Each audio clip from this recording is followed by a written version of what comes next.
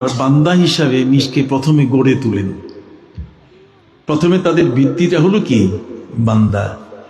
আর বান্দা হতে গেলে 5 ওয়াক্তের নামাজ পড়তে হবে, বান্দা হতে গেলে রমজান মাসে রোজা রাখতে হবে, হজ ফরজ হলে ফরজ হজ আদায় করতে হবে, ঠিক এমনি করে যদি জাকাত ফরজ হয় জাকাত আদায় করতে হবে। এটা হচ্ছে স্বাভাবিকভাবে বন্দেগীর জন্য বান্দার উপরে আল্লাহর যে হক, আল্লাহ তাআলা তার বান্দার উপরে এই হকগুলো রাখেন।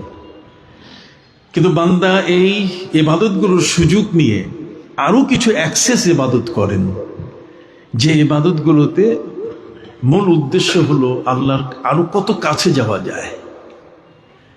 বান্দা যখন সেজদা করে, আকরাবু মা ইয়াকুনুল আবদু ওয়া হুয়া সাজিদুন, বান্দা যখন সেজদায় পড়েন তখন সে আর দূরে থাকে না, বরং সে আল্লাহর কুদরতি কদমের উপরে এসে সেজদা করে। তাহলে কত নিকটে সে চলে যায়, কথা বুঝতে পারছেন? এই জন্যই কেউ কেউ বলেছেন as-সালাত মিরাজুল মুমিনিন, মেরাজে নবী করিম সাল্লাল্লাহু আলাইহি ওয়াসাল্লাম যেমন আল্লাহর নিকটে চলে গেছেন, আর বান্দা নামাজ পড়লে ঠিক আল্লাহর কুদরতি কদমের পাশে চলে যান। তা আল্লাহর নিকটে তার কুদরতি কদমের পাশে যাওয়া, এটা তো অনেক ভাগ্যের ব্যাপার, আর সেটা আমাদের অর্জন হয় শুধু নামাজে। সুবহানাল্লাহ বলেন। এই নামাজ ফরজ ইবাদতগুলো আদায় করতে গিয়ে আল্লাহর বান্দা যারা আছেন তারা কিছু নফল ইবাদত করেন। এই নফল ইবাদতগুলো এমন যেগুলো আল্লাহকে একেবারে কাছে টানতে টানতে টানতে টানতে আর বান্দা থাকে না, বান্দার স্তর থেকে তাদেরকে আরো উপরে নিয়ে আল্লাহর বন্ধু বানাই দেন। এই জন্য আল্লাহর বন্ধু হতে গেলে তাকে তাহাজ্জুদ নামাজ পড়তে হয়। আল্লাহর বন্ধু যদি কোনো ব্যক্তি হন তাহলে তাকে ইশরাকের নামাজ পড়তে হয়, আউয়াবিরের নামাজ পড়তে হয়। সুন্নত তো আছেই, ওয়াজিব তো আছেই। যেগুলো সুন্নাত এগুলোর মধ্যেও যেমন তাদের কোনো ত্রুটি নাই, ইভেন কোনো মুস্তাহাবেও তারা কখনো ত্রুটি করেন না। তো লা ইয়াতাকাররাবু ইলাইয়া আবদুন ইল্লা বিন নওয়াফিল, বান্দা যখন নফল পড়ে তখন আল্লাহ বলে যে তো ফরজ পড়ছেই তারপর আবার নফলও পড়ছে, তাহলে এর আমি দূরে রাখবো কেন, কাছে আয়। কাজেই তাকাররুব ইলাল্লাহ, বান্দার আল্লাহর মুকাররব হওয়ার জন্য, আল্লাহর নিকটবর্তী হওয়ার জন্য প্রয়োজন হলো এই কতগুলো ইবাদতে তারা আমাদের থেকে এগিয়ে থাকেন। আমাদের তাহাজ্জুদের খবর থাকে না, আউয়াবিন, ইশরাক, কথা বলুন, আমাদের এই ধরনের নফল নামাজের খেয়াল থাকে না, বরং আমরা যত কমাইতে পারি 20 টাকার তারাবিটা কমাইয়া 8 টাকা কেমনে আনতে পারি, এই শয়তানি বুদ্ধি সবসময় মাথায় কাজ করে আমাদের। কি বলেন, ঠিক কিনা? আমরা প্রশ্ন তুলি কতগুলো অবান্তর, আর সেই অবান্তর প্রশ্নগুলোর মধ্যে একটা হলো যে ইমাম আবু হানিফা রাহমাতুল্লাহ আলাইহি এক এশার উযু দিয়ে 40 বছর পর্যন্ত তিনি ফজরের নামাজ আদায় করেছেন। আমরা বলি কি এটা কি সম্ভব? অর্থাৎ আমি যা পারি না, আমি ওই আঙ্গুর খাইতে পারি নাই, এই জন্য আমার কাছে মনে হয় এটা তিতা। কি বলি, ঠিক কিনা? হযরতে উসমান যুন্নুরাইন রাদিয়াল্লাহু তাআলা আনহু তিনি এক রাকাতেই গোটা কোরআন খতম করতেন। আন্নাহু ক্বারাআল কুরআনা খাতমান ফি রাকাআতিন ওয়াহিদা, এক রাকাতের মধ্যে কোরআন খতম করেন যিনি, তার ইবাদতের সাথে আমাদের ইবাদতের তুলনা হয় না। কথা বলেন। হযরতে উসমান যুন্নুরাইন রাদিয়াল্লাহু তাআলা আনহু, হযরতে তামিমে দারি, হযরতে মুগীরা ইবনে শুবা রিদওয়ানুল্লাহি তাআলা আলাইহিম আজমাইন, তারা প্রতিদিন কোরআন খতম করতেন। ইমাম বুখারী রাহমাতুল্লাহ আলাইহি প্রতিদিন কোরআন খতম করতেন। কথা বুঝতে পারছেন? সম্মানিত সুধী, ইমাম আবু হানিফা রাহমাতুল্লাহ আলাইহি রমজান মাসে তিনি প্রতিদিন 2 বার করে অর্থাৎ 60 খতম তিনি কোরআন করতেন। সেই মালিকের বাণী মুখের মধ্যে উচ্চারণ করে হক আদায় করে করে একদিনে 2 বার কোরআন খতম করা, তাহলে সেই লোকটার অফিস আদালত, তার বাড়িঘর, তার প্রয়োজনীয় কাজ, তার বাথরুম ওয়াশরুম, কি কোন ঠিক কিনা, এই সব কিছুর মধ্য থেকে 2 বার খতমে কোরআন করা, এটা মুজাহিদ, কথা বুঝে গেছে, যারা আল্লাহর রাস্তায় জিহাদ করেন তাদের থেকে তাদের মর্যাদা কোনো অংশে কি নয়, কম নয়। এই জন্য আল্লাহর নিকটবর্তী বান্দা যারা, মুকাররাবিন যারা, তারা সবসময় আল্লাহর কাছে যাওয়ার চেষ্টা করেন, তারা আল্লাহর থেকে কখনো দূরে যান না। তাদের মধ্যে তাকওয়া, আর তাকওয়া শব্দের অর্থ একদিকে যেমন পরহেজগারি, অপর দিক থেকে আল্লাহর ভীতি। চোর চুরি করলে পালায় যায় দূরে, পুলিশের কাছে সে আসে না। ডাকাত পুলিশের কাছে আসে না, বহুত দূরে পালায় যায়। কিন্তু যারা আল্লাহকে ভয় করে, অপরাধী, তারা পালায় না, তখন আল্লাহর কাছে চলে যায়। সে আল্লাহর নিকটে গিয়ে তার জীবনের গুনাহগুলো সে মাফি পাইতে চায়। এই জন্য আল্লাহ পাক রব্বুল আলামিন বলছেন, সে আমার কাছে আসতে আসতে এমন হয়ে যায়, ফাকুনতু বাসারুহুল্লাযী ইয়াবসুরু বি, আমি তার চোখ হয়ে যাই, তখন সে আমার চোখে দেখে। বান্দার চোখ, আল্লাহর চোখ দুইটা এক জিনিস না, কথা বলেন না। আমরা যে চোখে দেখি, আর সেই চোখ দুইটা যদি আল্লাহর হয়, তাহলে সেই দেখাটা কি শুধুমাত্র বর্ণি সাহেবের বাড়ির এরিয়ায় থাকবে, না এটা সারা পৃথিবীর শেষ প্রান্তে যাবে? কথা বলেন না, সুবহানাল্লাহ। ফাকুনতু বাসারুহুল্লাযী ইয়াবসুরু বিহি ওয়া কুনতু ইয়াদাহুল্লাতী, আমি তার হাত হয়ে যায়, তামুসসু বিহা, আমি তার হাত হয়ে যাই যে হাত দিয়ে সে স্পর্শ করে। আমি তার পা হয়ে যাই যে পা দিয়ে সে হাঁটা শুরু করে। আল্লাহ যদি আমার পা হন, তাহলে সেই পাটা কি কখনো সিনেমা হলে যাবে? আর কথা বলেন না কেন? সিনেমা হলে যাবে? এটা কখনো যাবে না। আমার চোখটা যদি ভালো হয়, তাহলে বিসমিল্লাহ বলে কোনো নারীর দিকে তাকাবার কোনো প্রশ্নই আসে না, যে বিসমিল্লাহ বলে দেখা যাবে, আল্লাহর নাম নিয়ে দেখা যাবে। বেয়াদব, কথা কি বুঝতে পারছেন? সম্মানিত সুধী, বান্দা যখন আল্লাহর নিকটে চলে যায়, বন্ধু হয়ে যায়, তখন হাদিস শরীফের মধ্যে আছে যে আল্লাহ তাআলা তার ইজ্জতের এত মর্যাদা দেন, ওয়া ইন্না মিন ইবাদিল্লাহি মান লাউ আকসামা আলাল্লাহি লা আবাররা। সহিহ মুসলিমের হাদিসের মধ্যে এসেছে, ওই বান্দা যখন আল্লাহর কাছে কিছু চায়, আল্লাহকে যদি বলে কসম দিয়ে আল্লাহ আমার এটা লাগবে, তখন আল্লাহর পক্ষ থেকে সেটা আল্লাহ কবুল করে নেন সাথে সাথে। আল্লাহ তার বন্ধুকে কখনো কারো সামনে বেইজ্জতি করেন না। সম্মানিত সুধী বন্ধুরা আমার, সীমিত সময়ের মধ্যে অনেক কথা বলার চিন্তা করছি, যদি আল্লাহ তাআলা আমাকে বলার তৌফিক দেন, সকলে বলে আমিন। আপনি জানেন আল্লাহর ওলিরা মরে না, এ কথার অর্থ কি? আল্লাহর ওলিরা মরে না মানে তাদের ইন্তেকালের পরে কবরের মধ্যে তাদের 6 গুণ রুহানি তাসাররুফাতের ক্ষমতা 6 গুণ বেড়ে যায়। যদি 6 গুণ বেড়েই না যাইতো, তাহলে ইমাম শাফি যিনি কিতাবুল লিখেছেন, ইমাম শাফি রহমতুল্লাহ আলাইহি যিনি বিশাল হাদিসের কিতাব লিখেছেন, একটি মাযহাবের যিনি ইমাম, আবু ইদ্রিস আশ-শাফি রহমতুল্লাহ আলাইহি, যেদিন ইমাম আবু হানিফা রহমতুল্লাহ আলাইহি ইন্তেকাল করেছেন, সেদিন ইমাম শাফি জন্ম নিয়েছেন। ইমাম শাফি তিনি মুরিদ ছিলেন, তার পীর ছিলেন ইমাম মালিক রহমতুল্লাহ আলাইহি। ইমাম আবু হানিফা রহমতুল্লাহ আলাইহি পীর ছিলেন 2 জন। ইমাম আবু হানিফা রহমতুল্লাহ আলাইহি তিনি তার জীবনে 4000 শিক্ষকের কাছে লেখাপড়া করেছেন। ইমাম শাফির ওস্তাদের সংখ্যা হলো 80 জন, আর ইমাম আবু হানিফা রহমতুল্লাহ আলাইহির ওস্তাদের সংখ্যা কি? 4000। 4000 ওস্তাদের কাছে যিনি পড়ছে, তার কি পীর লাগে? তার কি আর কারো কাছে যাওয়া লাগে নাকি? নিজের কাছেই তো স্তূপ, বিশাল হিমালয়ের জ্ঞান তার কাছে স্তূপ হয়ে আছে। সেই ইমাম আবু হানিফা রহমতুল্লাহ আলাইহি তিনি বলেছেন, লাউলা সানাতান লাহালাকা নুমান। তিনি তার জীবনে 70 বছর হায়াত পেয়েছেন। 80 হিজরিতে জন্ম, আর 150-এ তিনি ইন্তেকাল করেছেন। 70 বছরের হায়াত তিনি পেয়েছেন।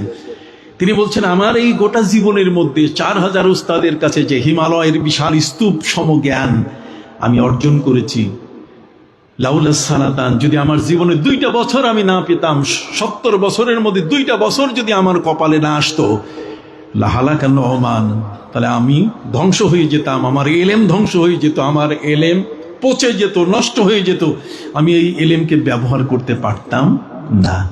কিন্তু আমার জীবনে 2টা বছর আমি পেয়েছি, যে কারণে আমার জ্ঞানগুলোকে আমি পরিষ্কার করে নেওয়ার সুযোগ পেয়েছি, ক্লিন করে নেওয়ার সুযোগ পেয়েছি। আমার জ্ঞানের মধ্যে কোনো জং ছিল না।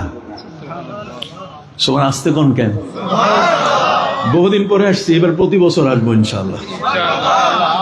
কথা বলেন নাই? আল্লামা সাহেব দন্ডি রহমতুল্লাহ আলাইহি আমার পাশে বসা ছিলেন দাসের বাজারে। পাশে থেকে আমি কথা বলেছি, কি একজন মায়ার মানুষ, মিষ্টি হাসির মানুষটা পাশে বসা ছিলেন।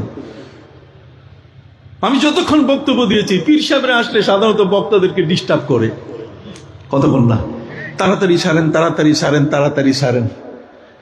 একটা ছোট্ট শিশুর মতো তিনি বসে বসে আমার ওয়াজগুলো শুনলেন, যেটা আল্লামা সাহেব কিবলা রহমতুল্লাহ আলাইহি মৌলভীবাজার ওই যে স্কুল মাঠ ময়দানে, সেখানে তিনি আমার পাশে বসা, তার বরকতে আমার মুখ চলতেই আছে আর তিনি শুনতেই আছেন।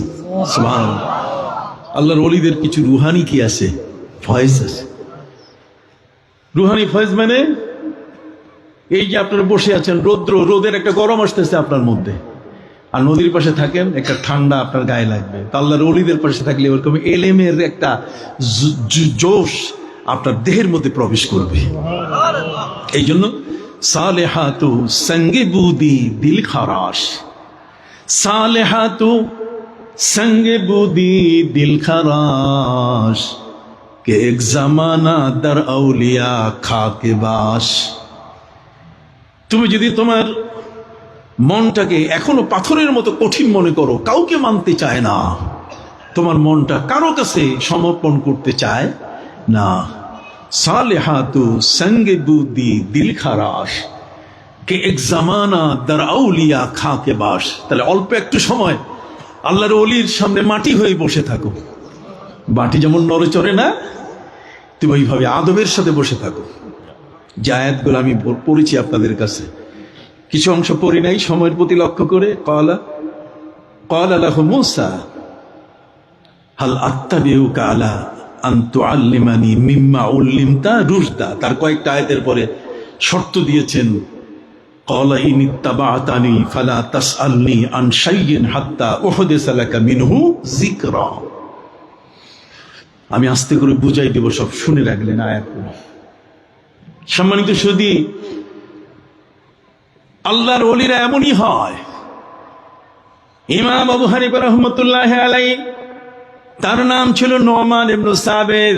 তিনি বলেছেন, লাউলা সানাতান লাহালাকা নোমান, আমার 70 বছর জীবনের মধ্যে যদি 2টা বছর না পেতাম, তাহলে আমার সব এলেম যা আছে সবগুলো একেবারে ডাস্টবিনে ফেলে দেওয়ার মতো হয়ে যেত। আমি এলেমগুলা পরিষ্কার করে নিতে পারতাম না। এলেমের উপরেও কিন্তু জং ধরে, ময়লা পড়ে। বলেন না ভাই, মানুষের জ্ঞানের মধ্যেও কি জং পড়ে, ময়লা ধরে। ইউনিভার্সিটি পাশ করে এসে মায়ের শাড়ি ধরে টানতেছে, বাবাকে থাপ্পড় মারে, এগুলো জং পড়ছে না জ্ঞানে? কথা বলেন। হযরত ইমাম আবু হানিফা রাহমাতুল্লাহি আলাইহি তিনি বলেন, লাউলা সানাতান লাহালাকা নোমান, যদি আমার জীবনে 2টা বছর না পেতাম, তাহলে আমার জ্ঞানের জংগুলো, জ্ঞানের ময়লাগুলো আমি পরিষ্কার করতে পারতাম না, আমি ধ্বংস হয়ে যেতাম। ইউনিভার্সিটি পড়ে, তারপরও জ্ঞানের মধ্যে ময়লা। কথা কর না? নবীজি সাল্লাল্লাহু আলাইহি ওয়াসাল্লামকে নিয়ে বাজে কথা বলে, আম্মাজান খাদিজাকে নিয়ে বুড়ি, তালাক খাইছে, এগুলো ওই ময়লা পড়ছে জ্ঞানের উপরে, জং ধরছে। ঠিক কি না? ইমাম আবু হানিফা রাহমাতুল্লাহি আলাইহি বলেন, আমি 2 বছর আমি 2জন আল্লাহর ওলির খেদমতে ছিলাম। সুবহানাল্লাহ বলেন। লাউলা সানাতান লাহালাকা নোমান, 2 বছর আমি আল্লাহর ওলির দরবারে ছিলাম। এই 2 জনের কাছে আমি বায়াত হয়েছি। তার মধ্যে একজন বাবা, আরেকজন কি ছেলে। বাবা হলেন ইমাম বাকির রহমতুল্লাহি আলাইহি, আর ছেলে হলেন জাফর সাদিক রহমতুল্লাহি আলাইহি।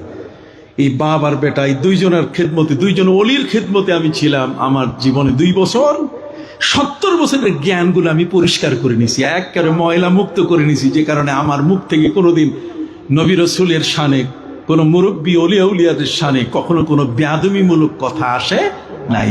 আমি এবাদতের রস সঞ্চয় করেছি, এবাদতের যে গভীরতা কি, এর ডিগনিটি কি, এবাদতটা যে কত মজার, এটা আমি বুঝতে পারছি আল্লাহর ওলিদের দরবারে যাইয়া। একাকি পড়া আর আল্লাহর ওলিদের দরবারে গিয়ে পড়া, দুইটার মধ্যে কি পার্থক্য আছে? এখানে একটা মেশিন আছে আল্লাহর ওলিদের কলবের মধ্যে, কতক্ষণ না, ওই মেশিনটা যদি একবার আপনার দিকে আস্তে করে যাওয়া শুরু করে, তো দেখবেন আস্তে করে আপনি সাফ হয়ে গেলেন, পরিষ্কার হয়ে গেলেন, আপনি সুফি হয়ে যাবেন। সুবহানাল্লাহ বলে, সাফ হয়ে যাবেন, আপনি সুফি হয়ে যাবেন। কথা বোঝেননি? সম্মানিত সুধী বন্ধুরা আমার, এই জন্য ইমাম আবু হানিফা রাহমাতুল্লাহ আলাইহি তিনি নিজেও পীর ছিলেন, আবার পীরের তিনি কি ছিলেন?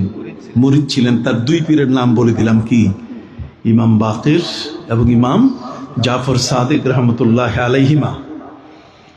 ঠিক অনুরূপ ভাবে ইমাম শাফি রহমতুল্লাহ আলাই, তার পীরের নাম হল ইমাম মালিক রহমতুল্লাহ আলাই। ইমাম মালিকের পীর হলেন কারি নাফে। কারি নাফে হলেন ইমাম মালিকের পীর। ইমাম শাফির পীর হলেন ইমাম মালিক। আর ইমাম আহমদ বিন হাম্বল রহমতুল্লাহ আলাই, যিনি 12.5 লক্ষ হাদিসের হাফেজ, তার পীর হলেন ইমাম শাফি রহমতুল্লাহ আলাই।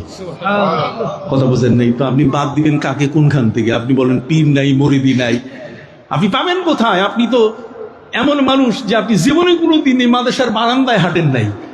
আপনি হাঁটছেন হয়তো মেডিকেলের কোনো বারান্দায়, কতক্ষণ না, আপনি হয়তো হাঁটছেন ওইরকম কিছু খারাইয়া পেশাব করে যেগুলো, ওগুলোর পাশ দিয়ে আপনি হাঁটছেন।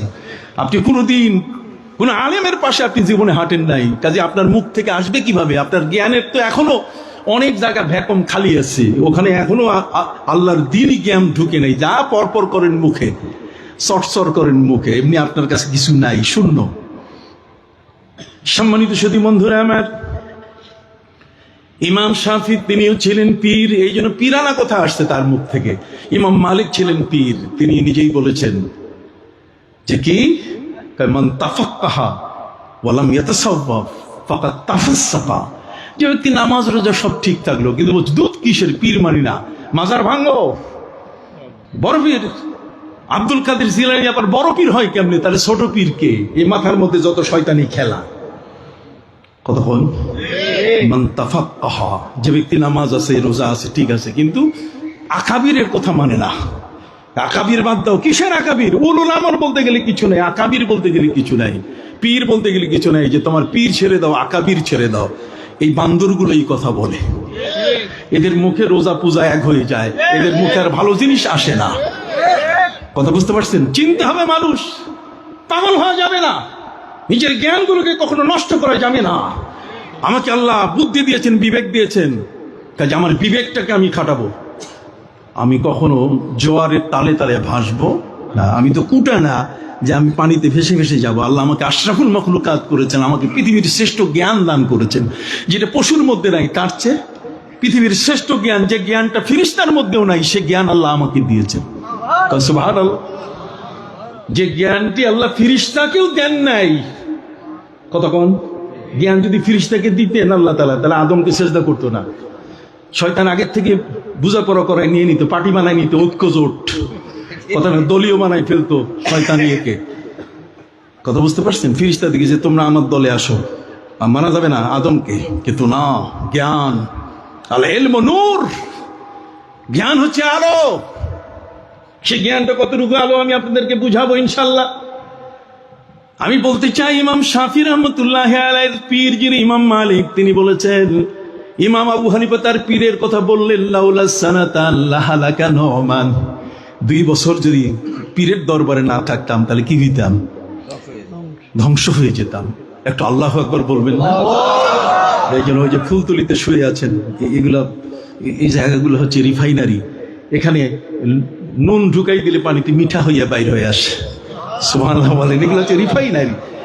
এখানে যদি কোনো খারাপ জিনিস ঢুকে তাহলে আস্তে একজন ওলি হইয়া বাইর হয়ে আসে। কথা বুঝেন নাই? সহবতে সালেহ তোরা সালে কুনাত, সহবতে তালে তোরা তালে কুনাত। আল্লাহু আকবার। ইমাম মালিক রহমতুল্লাহ আলাইহি যিনি পীর মুরিদি করেছেন, তিনি বলেন, যে ব্যক্তি নামাজ রোজা করলো, ইবাদত বন্দি করলো, কিন্তু মুরাকাবা মানে না। মুরাকাবা মানে যে লোক চক্ষু বন্ধ করে আল্লাহর আরশ দেখতে পায়, চক্ষু বন্ধ করলে আল্লাহর আরশ দেখা যায়, চক্ষু খুললেও হাজার হাজার মাইল দূরে দেখা যায়। সে স্টাডিটা করেছেন, সে আমলটা করেছেন হযরতে ওমর ইবনুল খাত্তাব। হযরতে ওমর ফারুক রাদিয়াল্লাহু তাআলা আনহু মসজিদের মিম্বরে দাঁড়িয়ে তিনি বলছেন, ইয়া সারিয়াতু আল জাবাল আল জাবাল। সারিয়া একজন ব্যক্তির নাম। কেউ বলছেন সেনাপ্রধান। রে সেনাপ্রধান, তুমি পাহাড়ের পথ ধরো। 900 কিলোমিটার দূরে চোখ দিয়ে দেখে, তাকে এখান থেকে কমান্ড দিলেন, এখান থেকে তারে বললেন যাও পাহাড়ের পথ ধরো। সম্মানিত সুধী, 3G 4G মোবাইলে কথা আসতে গেলে ব্যাটারি চার্জ লাগে, নেটওয়ার্ক লাগে, উপরে এরকম বড় ধরনের টাওয়ার লাগে। কিন্তু আল্লাহর ওলিদের কোনো টাওয়ারের দরকার নাই। সুবহানাল্লাহ বলেন। সরাসরি আল্লাহর সাথে তাদের সম্পর্ক, সরাসরি মদিনার নবীর সাথে তাদের কি সম্পর্ক। এই সমস্ত ব্যক্তির যখন আল্লাহর ওলিরা যখন আল্লাহর নবীর সাথে সম্পর্ক করেন, তখন কিন্তু আর এই নেটওয়ার্ক লাগে না, অটোমেটিক গোটা এনভায়রনমেন্ট, পুরা জমিনটা, বাতাস সবকিছু গোলাম হয়ে যায়। কি ওয়াফা তুনে मोहम्मद से तो हम तेरे हैं, ये जहां चीज क्या लोहो कलम सब तेरे हैं। তুমি আগে নবীর গোলাম হও, দেখবে গোটা দুনিয়া তোমার গোলাম হয়ে যাবে। সুবহানাল্লাহ বলেন। প্রিয় নবী সাল্লাল্লাহু আলাইহি ওয়াসাল্লামের দাবিগুলো তুমি পূরণ করো। কি ওয়াফা তুনে মোহাম্মদ সে তো हम तेरे हैं, ये जहां चीज क्या लोहो कलम सब तेरे हैं। আল্লাহ গোটা জগৎকে নবীর গোলাম বানিয়ে দিয়েছে। নবীর ইশারায় চাঁদ দ্বিখণ্ডিত হয়েছে, নবীর ইশারায় ডুবে যাওয়া সূর্য আকাশে উঠেছে। অতএব সেই নবীর উম্মত আমরা। আমাদের শান, মান, ইজ্জত কোন অংশে আল্লাহ কম বলেন নাই। ফালিল্লাহিল ইজ্জাতু ওয়া লিরাসূলিহি ওয়া লিল মুমিনিন। মুমিন মানে যারা আল্লাহ এবং তার রাসূলের উপরে, আখিরাতের উপরে ঈমান এনেছে। কাজে এই লোকগুলোকে আপনি সাধারণ মনে করবেন না। বন্ধুরা আমার, হযরত ইমাম মালিক রাহমাতুল্লাহি আলাইহি, যিনি ইমাম দারিল হিজরা ছিলেন, মদিনার মসজিদে নববীর ইমাম ছিলেন, সেই ইমাম সাহেব, আমাদের দেশে কত ইমাম সাহেব আছে জুতা পরে মসজিদে যায়। কয়টা আমি পবিত্র করে নিয়েছি। আল্লাহ নবী মুসা আলাইহিস সালামকে তুর পাহাড়ে উঠতে যেয়ে বলছেন, খবরদার ফাকলা না আলাইক ইন্নাকা বিল ওয়াদিল মুকদ্দাসে তুয়া। জুতা খোলো, তুমি নবী, ঠিক আছে, আমার সাথে কথা বলতে গেলে জুতা থাকবে না। সুবহানাল্লাহ বলেন। কিছু মৌলবী আছে জুতা খুলে যায়, জুতা নিয়ে পড়ে যায়। ইমাম মালিক রাহমাতুল্লাহ আলাইহি, তিনি মদিনার জমিনে যতদিন বেঁচে ছিলেন তিনি পায়ে কোনোদিন জুতা পরেন নাই। যে মদিনার ধুলিগুলোতে আমি আমার নবীর কদমের ছাপ দেখতে পাই, সেই চোখটা কত পাওয়ারফুল চোখ, যেই চোখে মদিনার ধুলোগুলোতে আমার নবীজির কদম মোবারকের ছাপ পড়ছে, সেটা সে দেখতে পায়। হযরত ওমর দেখলেন 900 কিলোমিটার দূরের পথ, আর হযরত ইমাম মালিক রাহমাতুল্লাহ আলাইহি জীবন ভর তিনি মদিনার জমিনে কোনোদিন তিনি উঁচা যানবাহনে উঠেন নাই। আমরা তো দুলদুল গাড়িতে উঠি, 2026 সালের মডেলের বাস লাগবে, কতক্ষণ না, ঠিক এরকম জিনিসের উপরে উঠি। বিষয়টি কি তাই? ইমাম মালিক রাহমাতুল্লাহ আলাইহি তিনি উঠেন নাই নবীর রওজা মোবারক। আমি উপরে উঠলে মনে হয় বেয়াদবি হবে। তাহলে বেয়াদবি হওয়াটা না হওয়াটা এটা তো অন্তরের ব্যাপার। আয়নাটা পরিষ্কার থাকতে হবে। যদি আয়না পরিষ্কার থাকতো তাহলে এই বেয়াদবের যুগে আমরা জন্ম নিতাম না, কতক্ষণ না, বড় কষ্ট হয়। সম্মানিত সুধী, ইমাম মালিক রাহমাতুল্লাহি আলাইহি বলেছেন, যে ব্যক্তি নামাজ রোজা করলো কিন্তু তাসাউফ মানে না, প্রিয় নবী সাল্লাল্লাহু আলাইহি ওয়াসাল্লামের মুরাকাবা মুশাহাদা মানে না। হুজুর, মুরাকাবা মুশাহাদা তো বুঝি না কি জিনিসটা, আমি আপনাদেরকে বুঝাই দেই। নবী করিম সাল্লাল্লাহু আলাইহি ওয়াসাল্লাম তার বাড়ির সামনেই তো কাবা ঘর, আল্লাহর ঘর তার বাড়ির সামনে না, চলে গেছেন কোথায়? হেরা পর্বতে। সুম্মা হুব্বিবা ইলাইহিল খালা, একটা নিরিবিলি নিরবিচ্ছিন্ন জায়গা যেখানে মানুষের আনাগুনা নাই, ঠিক এমন একটা জায়গায় তিনি আসলেন। সুম্মা জা ইলা হেরা, তিনি হেরাতে আসলেন, হেরা পর্বতে আসলেন। হেরা পর্বত 2100 কদম উপর, এরপরে 70 কদম নিচে, যেখানে নবীজি সাল্লাল্লাহু আলাইহি ওয়াসাল্লাম বসে বসে ধ্যান করতেন, মুরাকাবা করতেন। এই জায়গাটাকে বেছে নিলেন এই কারণে নবীজির কোরআন নাজিল হয়েছে মুরাকাবা, তাসাউফের মহাভান্ডার, মহাজগৎ, তাসাউফের মহাজগতের মধ্যে নবী যখন ঢুকে পড়েছিলেন, তখন আল্লাহর ওহী নবীর কাছে আসা শুরু করেছে। সুবহানাল্লাহ বলেন। আল্লাহর নবীর কাছে আল্লাহর কি আসা শুরু করেছে? ওহী শুরু। এটা আনতে গেলে দুনিয়া থেকে একটু আলাদা হতে হবে, তবে শরীয়ত থেকে আলাদা হওয়া যাবে না। এ কারণে যে নবী করিম সাল্লাল্লাহু আলাইহি ওয়াসাল্লাম যে গুহার মধ্যে বসেছিলেন, সেই গুহা থেকে কাবা ঘর দেখা যায়। এমন একটা জায়গায় তিনি মোরাকাবা করছেন, তাসাউফ আধ্যাত্মিকতার সাধনাও চলছে, আবার শরীয়ত চোখের সামনে কাবা। এই জন্য কাবা ঘর শরীয়ত, আর হেরা পর্বত হলো মারেফত। সুবহানাল্লাহ বলেন। কাবা ঘর কি? শরীয়ত। আর হেরা পর্বত কি? কাবা ঘরে নামাজ হবে, রুকু হবে, সেজদা হবে, তওয়াফ হবে, কথা কন না, সবকিছু হবে, কিন্তু আরাধনার জায়গা নিরিবিলি নীরব। এই জন্য আল্লামা সাহেব কিবলা রহমতুল্লাহ আলাই যখন চিল্লাকাশি করতেন, মসজিদে না, পাহাড়ের গুহা গর্তের মধ্যে কবর বানাইয়া সেখানে চিল্লাকাশি করতেন। এটার নাম সিল্লা। এই সিল্লা আসছে ওই পাহাড় থেকে, নবীর হেরা পর্বত থেকে সাহেব কেবলা পাহাড় বেছে নিয়েছেন, সেখানে কবর খুঁড়ে ওইখানে বসছেন। দেখা যাইতো যে বাপের বেটা এখানে সাপ আসলে কে ঠেকায়, কতক্ষণ না, এখানে বাঘ আসলে কে ঠেকায়। ভাইরা আমার, যারা আল্লাহর পথে থাকেন তাদেরকে বাঘ চিনে, সাপ চিনে। সম্মানিত সুধী, হযরতে বড় পীর আব্দুল কাদের জিলানী রহমতুল্লাহ আলাইহি তিনি বাঘের পিঠে সওয়ার হয়ে চলতেন।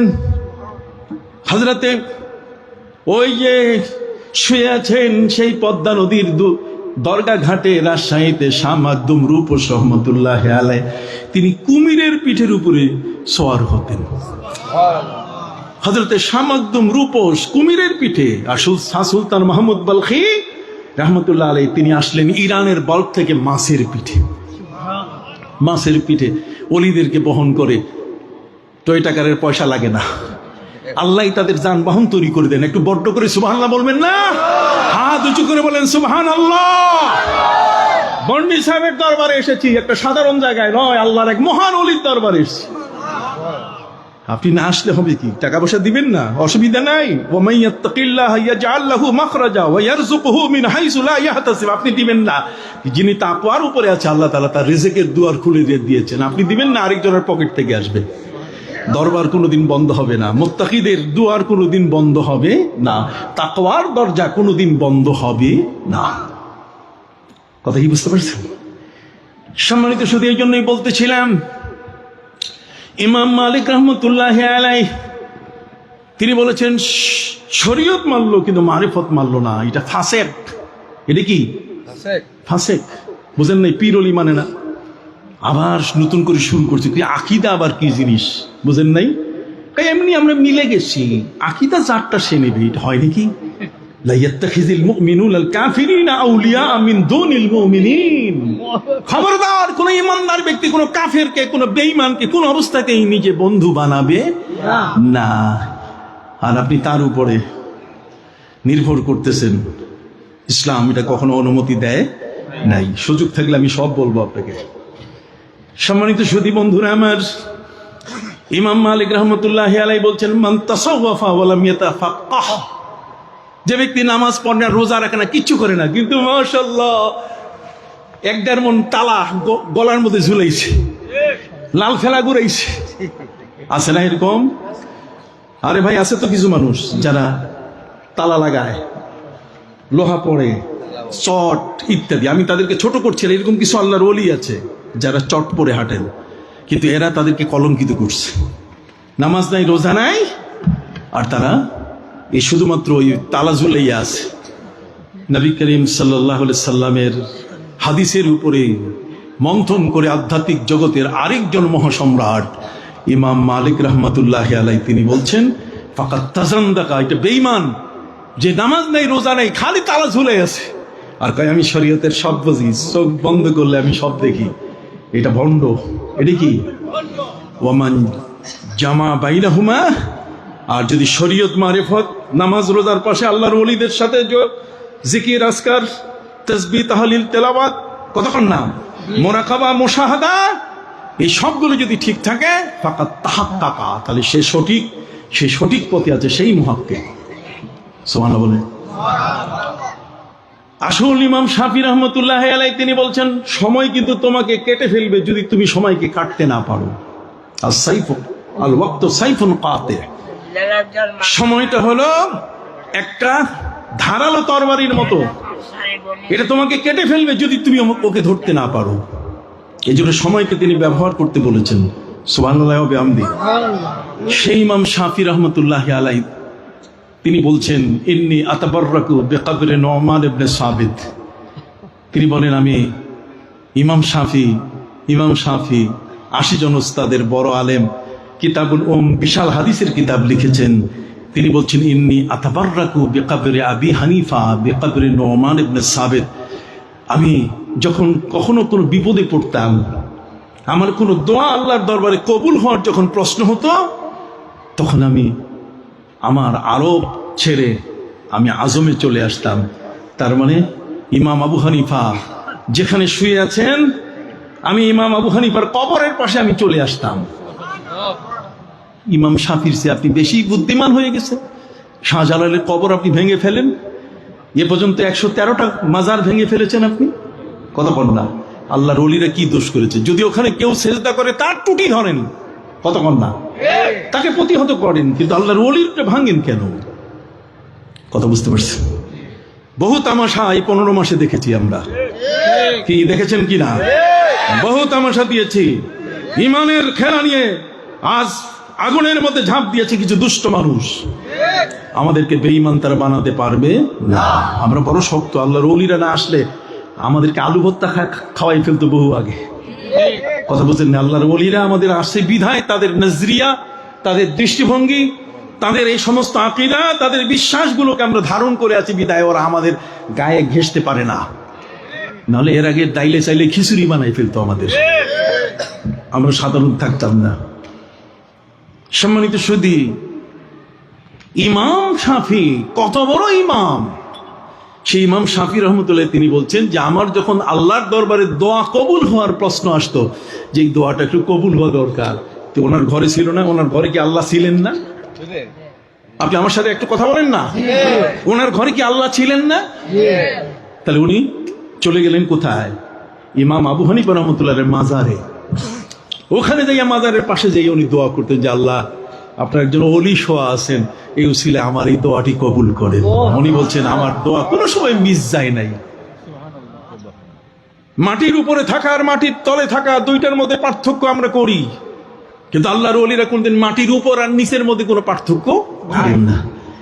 ইমাম শাফির মতে আমিন জোরে পড়তে হয়, সূরা ফাতিহার শেষে আমিন কি জোরে পড়তে হয়। আর ইমাম আবু হানিফার মতে আমিন কি আস্তে পড়তে হয়। তো ইমাম শাফি যতবার আবু হানিফা রহমতুল্লাহ আলাইহি কবরের পাশে আসছে, মাগরিবের নামাজের ইমামতি দেওয়া হয়েছে, উনি আমিন জোরে বলেন নাই। উনি আমিন কি জোরে বলেন।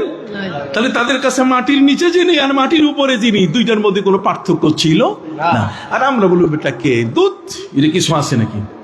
এই যে ইরাক থেকে আপনি জর্ডানের দিকে আসবেন, সেখানে আল্লাহর একজন ওলির মাজার আছে। একজন খাদেম তার পীরকে বলছে যে হুজুর আপনি তো যাচ্ছেন, একজন আল্লাহর ওলি এখানে আছেন। কয় না না, কিসে আল্লাহর ওলি? মাটির নিচে কিছুই নেই, নিচে যিনি শুয়ে আছেন উনি পাও বাইর করে দিছে, আমি কিন্তু আসি, পাও বাইর, ওই পাটা এখন রাখা আছে, পা বাইর করে দিছে। জি, আমি আমার ভাইদের খেদমতে আরজ করতে চাই, এগুলো ইমাম শাফি, ইমাম আবু হানিফা বললাম, ইমাম মালিক বললাম, ইমাম শাফি বললাম, বাকি আছে কে? হাম্বলি মজাবের ইমাম আহমদ বিন হাম্বল রহমতুল্লাহ। ইমাম আহমদ বিন হাম্বল 12.5 লক্ষ হাদিসের হাফেজ, 12.5 লক্ষ হাদিসের হাফেজ, এত বড় একজন আলেম। তিনি তার ছেলেকে বলছেন, খবরদার তুমি পীরের দরবারে যাবা না।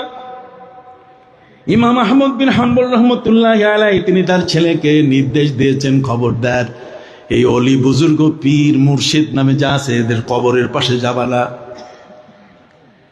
সেই ইমাম আহমদ বিন হাম্বল রহমতুল্লাহ আলাইহি কড়া নির্দেশ ছেলের প্রতি। আসলে আমাদের দেশে কিছু মানুষ দুদিগুলোর কাছে যাবা কেন? কি আছে ওখানে? বেটা চাকরি কর, এখানে যাবা কেন? দোয়া করার জন্য আমরা মাজারের পাশে যাই, এটা ইমাম শাফি থেকে সাব্যস্ত। কি বলেন, ঠিক না? ওরা কাটতে পারবে না। সম্মানিত শুধু ইমাম আহমদ বিন হাম্বল রহমতুল্লাহ আলাইহি তার পরিবারকে সতর্ক করে দিয়েছেন, ছেলেকে, ছেলে মানে কি আমার ওয়ারিস, যে এখন কোনো ওলির দরবারে যাবে না, নির্দেশ দিয়েছেন। ইমাম আহমদ বিন হাম্বল রহমতুল্লাহ আলাইহি তিনি 12.5 লক্ষ হাদিসের মধ্যে কয়েকটা হাদিস নিয়ে বিপদে পড়লেন, যেগুলোর অর্থ উনি বুঝতেছেন না। এটা হতেই পারে, যদি আমরা সবগুলোর অর্থ বুঝতাম তাহলে কেউ এই মেট্রিক পরীক্ষা দেওয়ার জন্য, কথা বুঝেন নাই, আমরা স্কুলে ভর্তি হইতাম না। নিজে বুঝি, বোঝার জন্য আমাদের ওস্তাদ দরকার আছে কিনা? আরে জোরে বলেন, ওস্তাদ দরকার আছে কিনা? ওস্তাদের কাছে যাইতে হয়, জিনিসটা বুঝে নিতে হয়। পাখি সব করে রব, রাত্রি পোহাইল, কারণ কুসুম কুলি ফুটিয়া উঠিল। তাহলে এখানে পাখি সব, এই সবটা কি? এটা তালিবার স দিয়ে না এটা দন্ত স দিয়ে? কোনটা এটা? কথা বল, আপনাকে বুঝতে হবে, আপনাকে যাইতে হবে। হ্যাঁ, 100 কত রকম স? একটা দন্ত স যেটা দাঁত দিয়ে বাইর হয়, একটা মূর্ধনা স যেটা মাঝখানে জিহ্বার মধ্য দিয়ে উপরে ঠেলা দিয়ে যেটা বাইর হয়, একটা পেট কাটা স। কথা বল না, কত স? দন্ত স, তালেবস, কতক্ষণ না মূর্ধন্য স, এই যে কইতেছে যেটা শক, কোন শটা কখন আসবে দেখেন না? এখানে পেশাব করা নিষেধ, দ লিখে দেয়। কি লেখে? দ। এখানে পেশাব করে কি নিষেধ? দ। এটা কি দ হবে না ধ হবে? না, পেট কাটা স হবে। কোনটা? কথা কি বুঝতে পারছেন? যাই হোক, সম্মানিত শুধু ইমাম আহমদ বিন হাম্বল রহমতুল্লাহ আলাইহি 12.5 লক্ষ হাদিসের হাফিজ তিনি। 12.5 লক্ষ হাদিসের হাফেজ। কয়েকটা হাদিস নিয়ে তিনি বিপদে পড়ে গেলেন, অর্থ বুঝতেছেন না। এখন তিনি খুঁজে বেড়াচ্ছেন, যার কাছে যায়, যে আলেমের কাছে যায়, সে আলেমই তার থেকে সরে যায়। হুজুর মাফ করবেন, আপনি এত বড় হাদিসের হাফেজ, হাফিজুল হাদিস, যার দরজগায়ে, যার ক্লাসের মধ্যে পড়ার জন্য ইমাম বুখারী 8 বার ছাত্র হয়ে বসেছেন। সেই উস্তাদের জীবনী বলতেছি আমি, ইমাম আহমদ বিন হাম্বল, যে মুসনাদে আহমদ ইবনে হাম্বল লিখেছেন। ইমাম আহমদ বিন হাম্বল রহমতুল্লাহ আলাইহি তিনি বুঝতেছেন না, যার কাছে যান সেই ভয় পায়। এত বড় আলেম, 12.5 লক্ষ হাদিসের হাফেজ, মুখ খোলা কঠিন না? কোনটা দিয়ে আবার কোনটা ধরে ফেলে। শেষ পর্যন্ত উনি বলছেন, আমি একদিন সকালবেলায় বাগদাদের রাস্তা দিয়ে হাঁটতেছি, গলি দিয়ে। ওই মুহূর্তে একজন ব্যক্তির সাথে দেখা হয়ে গেল, যার দাড়ি, যার চোখ, যার চাহনি, চাহনি বোঝেন? দৃষ্টি, যার উঁচাই, যার লম্বাই, যার উচ্চতার, যার লম্বা, কথা বোঝেন নাই? তার দেহ, সবকিছু আমার চোখের সামনে আসার পরে আমি কেমন জানি ল্যাম্প হয়ে গেলাম, কুপি বাতি। বিশাল একটা সূর্যের সামনে মনে হয় আমি একটা বাতি হয়ে গেলাম। সুবহানাল্লাহ বলেন না? তার মানে আমাকে মনে হলো যে আমি কিছুই জানি না, উনি বোধহয় সব জানেন। এরপরে আমি তাকে প্রশ্ন করা শুরু করলাম, মাযা তাকুলু ফি হাযিহিল মাসআলাতি ইয়া সুফি? সুফি সাহেব, এই যে সুফি শব্দটা ইমাম আহমদ বিন হাম্বল বর্ণনা করেছেন। সুফি সাহেবকে উনি বলছেন, মাযা তাকুলু, কি বলছেন আপনি, আপনার রায় কি? ফি হাযিল মাসআলা, এই মাসআলাতে, ইয়া সুফি, সুফি সাহেব, এই মাসলায় আপনার অভিমত কি? আমি প্রশ্ন করা শেষ করি নাই, তার আগে তিনি উত্তর দিচ্ছেন। আমি প্রশ্ন করা শুরু করি নাই, তার আগেই তিনি উত্তর দিচ্ছেন। আমি প্রশ্ন করা শুরু করি নাই, তার আগে উনি উত্তর দিচ্ছেন। আমি দেখে অবাক হয়ে গেলাম, কিরে 12.5 লক্ষ হাদিসের হাফেজ, 2-3টা হাদিসের, 4-5টা হাদিসের অর্থ বুঝি না, যার কাছে গেছি সেই পলায় যায়, আর ওনার কাছে বলার আগে উত্তর পাই। নিশ্চয়ই উনি সাধারণ ব্যক্তি নন, ওনার কাছে আল্লাহর একটা লাইন আছে, একটা নেটওয়ার্ক আছে, ওয়াইফাই এত শক্তিশালী, কথা বুঝতে পারলেন? যে আমার চেয়ে তার ওয়াইফাই আরো কি স্ট্রং, কথা বল না? অতএব আমি বলার সাথে সাথে ওইখান থেকে চলে আসে, ও আল্লামনাহু মিন লাদুন্না ইলমা, ইলমে লাদুন্নি, তার কাছে, আল্লাহর কাছে হাজিরুল ইলম। এখন যা বলবেন কোনো চিন্তা ভাবনা নাই, ওই পাশ থেকে সাথে সাথে সিনার মধ্যে তার উত্তর চলে আসে। ওয়া ইয়াসআলুনাকা আনিল আহিল্লা কুল হিয়া মাওয়াকিতু লিন-নাসি ওয়াল হজ ওয়া ইয়াসআলুনাকা আনিল মাহিজ কুল হুয়া আযান ওয়া ইয়াসআলুনাকা মাযা ইউনফিকুন কুলিল আফওয়া। সুবহানাল্লাহ। একের পর এক আল্লাহ বলেন, হে নবী, আপনাকে প্রশ্ন করতে দেন, উত্তর দিব তো আমি। ও যে এই উত্তর দেওয়ার পালা শেষ হয় নাই। আল্লাহর ওলিদের সিনা এখনো খোলা আছে। কোন বিষয় সম্পর্কে যদি তাদের বুঝতে হয়, ইলমে লাদুন্নি আল্লাহর পক্ষ থেকে ডাইরেক্ট কানেক্টেড হয়ে যায়, ডাইরেক্ট যোগ হয়ে যায়। যা প্রশ্ন আসে সাথে সাথে সে উত্তর দিতে পারে। তার জন্য কোনো ওস্তাদের ক্লাস প্রয়োজন হয় না। কোন ওস্তাদের ক্লাসে গিয়ে তাকে পড়তে হবে, এটাও তার প্রয়োজন কি নাই। আল্লাহু আকবার বলেন। ইমাম আহমদ বিন হাম্বল রহমতুল্লাহ আলাইহি তিনি বললেন, হুজুর 12.5 লক্ষ হাদিসের হাফেজ আমি নিজেই 4-5টা হাদিসের অর্থ বুঝি না, কাজী হুজুর বুঝছি, আপনি সাধারণ না, আমারে বায়াত করান, আমি আপনার হাতে বায়াত হব। দেখছেন 12.5 লক্ষ হাদিসের হাফেজ তিনি বায়াত হচ্ছেন ওই ব্যক্তির কাছে যে ব্যক্তি সম্বন্ধে ইমাম আবু হানিফা আগেই বলে গেছেন, তার নাম হলো আবু হামজা। নাম কি? ইমাম আহমদ বিন হাম্বলের পীর হচ্ছেন আবু হামজা। আবু হামজার কাছে বায়াত হলেন। এখন তো পীরের বায়াত মানে কি? বিক্রি। তারপরে আমি সব বিক্রি করে দিছি। ইন্নাল্লাযীনা ইউবাইউনাকা ইন্নামা ইউবাইউনা আল্লাহ ইয়াদুল্লাহি ফাওকা আইদিহিম। দেশের রাষ্ট্রপ্রধান হয়েছেন, আপনি শপথ পড়তেছেন যে আমি এই করবো না, ওই করবো না, আমি নীতি মানিয়া চলিব ইত্যাদি, কিন্তু নীতি কই মানে? বিনা জামিনে জেলখানা থেকে ছাইরা দেয়। কথা বল না, আদালতের কোনো জামিন নাই, জেলখানার মুখ থেকে ছাইরে দিছে। জামিন কোথায়? ইমাম আহমদ বিন হাম্বল রহমতুল্লাহ আলাইহি তিনি এবার তার ছেলেকে ডেকে বললেন, বাবা এতদিন যা বলছি আজকে এটা পরিবর্তন হবে, আজকে এখন পরিবর্তন হবে, এখন থেকে তুমি আল্লাহর ওলিদের দরবারে যাবে। কেন ওলির দরবারে যাবে? তিনি তার কারণ দর্শালেন। সুবহানাল্লাহ বলেন। কারণ দর্শালেন কি? ইত্তাবি' মিন হাউলাইল্লাযীনা যাদু আলাইনা বিল ইলমি। যে ওলির দরবারে আমি তোমাকে যাইতে বলছি, আল্লাহর ওলিদের এলেম আলেমদের চেয়ে বেশি। হইল না? সুবহানাল্লাহ। খুব দুর্বল মুখে আসলো। আমি কি দলিল ছাড়া কইতেছি নাকি? ভাইরা আমার, কি চমৎকার কথা বলা হয়েছে। তিনি তার ছেলেকে বলছেন, ইয়া বুনাইয়া, হে আমার প্রিয় পুত্র, ইত্তাবি' মিন হাউলাইল্লাযীনা যাদু আলাইনা বিল ইলমি। তুমি এখন থেকে পীরের দরবারে যাবে, যেই পীর তাদের এলেম আমাদের চেয়েও কি বেশি। সুবহানাল্লাহ বলেন। তারপর কহম উলুল হিম্মা, তারা হলেন দুঃসাহসী। তারা কখনো গৌর গোবিন্দকে ভয় করে না। সুবহানাল্লাহ বলেন। গোবিন্দরাজকে ভয় করে না। তারা কখনো পরশুরামকে ভয় করে না। তারা কখনো জয়ন্ত রাজাকে ভয় করে না। তারা কখনো বীর বিক্রম আদিত্যকে ভয় করে না।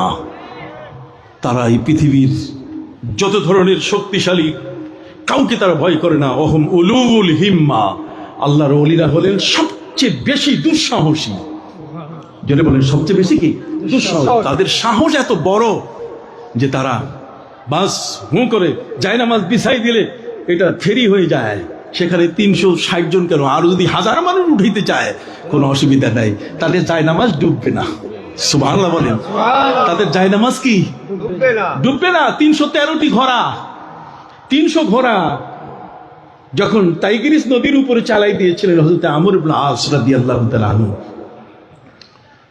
দামেস্কে মুসলমানদের উপর অত্যাচার হচ্ছে, এই খবর জানার পরে হযরত আমর ইবনে আস রাদিয়াল্লাহু তাআলা আনহু তিনি মদিনা মুনাওয়ারায় সাহাবায়ে কিরামকে নিয়ে বসলেন যে এখন আমাদের মুসলমানের সাহায্যে এগিয়ে যাওয়া দরকার।